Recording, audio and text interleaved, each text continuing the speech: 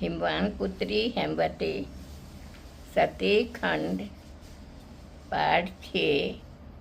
संशय ग्रसित मन हरि की माया।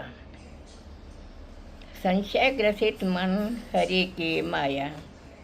मेरे इन सर्वेश्वर का प्रेम हृदय में रोकने से भी नहीं रुक रहा है।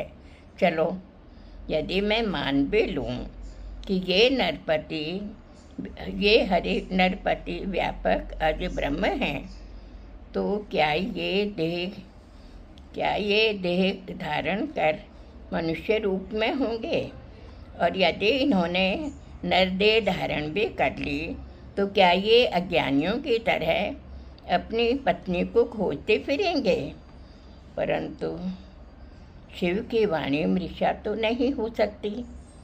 इस प्रकार मेरा मन अपार संशय से ग्रस्त हो गया। यदि ये सर्वज्ञ परमेश्वर विष्णु हैं, तो इन्हें सीता की खबर कैसे न होगी? क्या सच ही में ये विष्णु हैं? नहीं, ये विष्णु नहीं हो सकते। यद्यपि मैंने शिव से प्रकट रूप में कुछ भी नहीं कहा है, परंतु शिव ने मुझे समझाते हुए कहा, सती, इन हरि के विषय में तुम्हें कोई संदेह नहीं करना चाहिए। जिनकी भक्ति का वर्णन अभी कुछ दिनों पूर्व महर्षि अगस्त्य ने किया है, यही मेरे इष्ट देव रघुवीर हैं।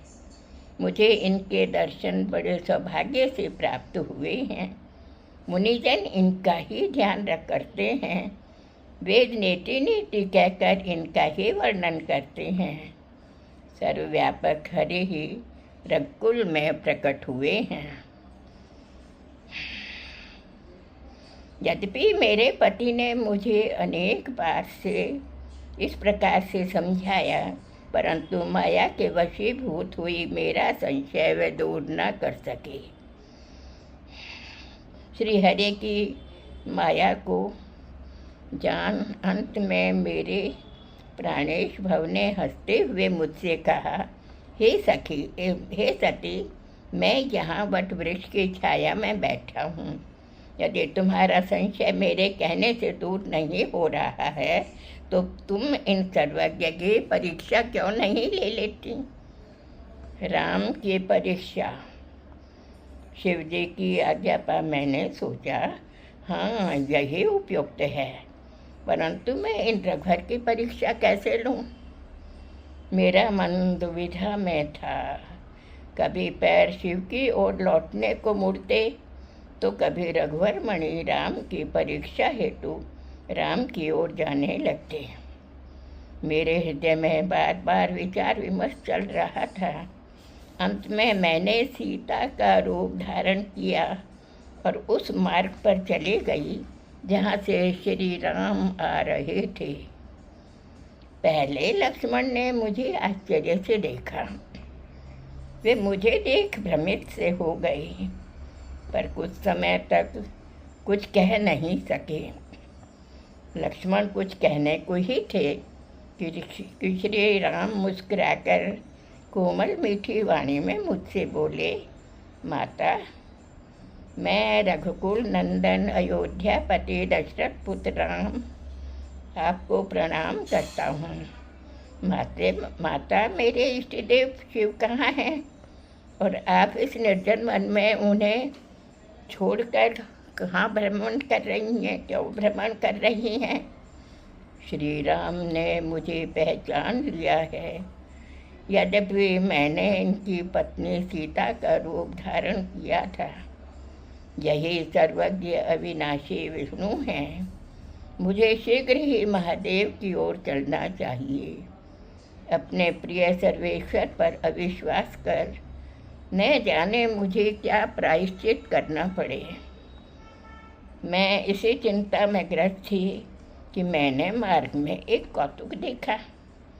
मैंने देखा कि सामने सीता लक्ष्मण सहित राम आ रहे हैं। मैंने सोचा, अरे ये सीता कहाँ से आ गई? उसे तो अभी ये दोनों भाई वन वन ढूंढते फिर रहे थे। भ्रमित हो मैंने पीछे देखा। पीछे भी मैंने प्रभु को सीता और भाई लक्ष्मण के सहित अति मनोहर वेश में देखा। मैं चकित हो जहाँ भी निहारती वहाँ प्रभु राम को विराजमान देखती। यह भी कि ऋषि मुनि उनकी सेवा में लगे हैं। उसके चारों ओर कहीं मेरे पति विराजमान देखा। यह भी कि वहाँ प्रभु राम को विराजमान देखती। यह भी कि यदि ऋषि मुनि उनकी सेवा में लगे हैं, चारों ओर मेरे पति विराज रहे थे, तो कहीं ब्रह्मा और विष्णु थे। स्थान स्थान पर देवी देवता राम की छवि सेवा में लगे थे। सीता सहित स्थान स्थान पर रघुपति के दर्शन हुए। मैंने डर से अपने नेत्र बंद कर लिए। कुछ समय बाद मैंने नेत्र खोले, वहाँ कुछ नहीं था। राम की लीला देख मन ही मन में मैंने श्री राम जानकी को प्रणाम किया और अपने पति महेश की ओर चल दी। मैंने अपने पति के पास जा उनके श्री चरणों में मस्तक नवाया। महादेव जी ने हंसते हंसते मुझसे पूछा, सती कुशलता से तो हो, बताओ तुमने मेरे प्रभु की परीक्षा किस प्रकार ली? प्रिय, सारा वृत्तांत सही सही कहना, मिथ्या वाणी। मैंने रघुवर का प्रभाव जान लिया था। पति के डर से मिथ्या कह दिया। मैंने कहा, प्रभु मैंने उन अमित प्रभावशाली हरि की कोई परीक्षा नहीं ली।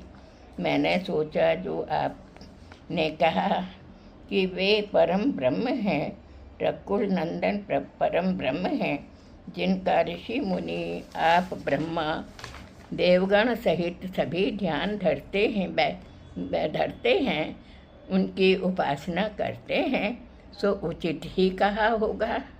मैंने भी वहाँ जाकर आपकी तरह उन्हें प्रणाम किया और लौट आई। आपके वचनों पर भला मैं कैसे अविश्वास कर सकती हूँ? सर्वज्ञ शिव। सती का पश्चाताप। मेरे पति तो घट घट की जानते हैं। उन्होंने कुछ समय ध्यान का आश्रय लिया और मेरे चरित्र को जान लिया। वे दुखित हो उठे। फिर हाथ जोड़कर संभवतः लक्ष्मीपति की माया को प्रणाम किया, जिसके वशीभूत हो न केवल प्राणी, न केवल ऋषि मुनि, अपितु मेरी पत्नी भगवती सती ने भी मुझसे छल किया। उसने मेरे आराध्य भगवान राम की पत्नी सीता का रूप धारण किया और उनके सम्मुख चली भी गई। मैं महादेव की फुसफुसाहट कर कान धरकर सुन रही थी। मेरे पति को अधिक चिंता इस बात की रही होगी कि मैंने जगत जननी सीता का वेश धरा, या माया की प्रबलता मानूं, या भवितव्यता को, या मेरे दुर्भाग्य को। अब तो मैं भी उनके हृदय की पीड़ा का अनुमान लगा रही थी। मैं लज्जित हो मुंह नीचा किए बैठी हूँ, पर अब पछताने से क्या बदलने वाला है? होने तो होकर ही रहेगी।